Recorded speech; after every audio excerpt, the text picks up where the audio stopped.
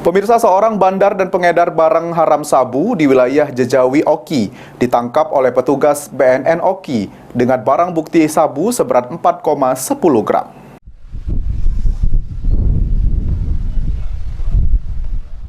Terdakwa MA, 40 tahun, warga Muarobatun, Jejawi Oki, ditangkap petugas BNN Kabupaten Oki saat mengedarkan barang haram sabu seberat 4,10 gram. Kepala BNN Oki, penangkapan MA ini berdasarkan informasi yang diberikan masyarakat yang selalu mengedarkan barang haram sabu-sabu di wilayah Jejawi Oki. Setelah dilakukan penyelidikan, tersangka berhasil ditangkap petugas BNN Oki berikut dengan barang bukti narkoba jenis sabu seberat 4,10 gram dalam kantong plastik serta sejumlah barang bukti lainnya.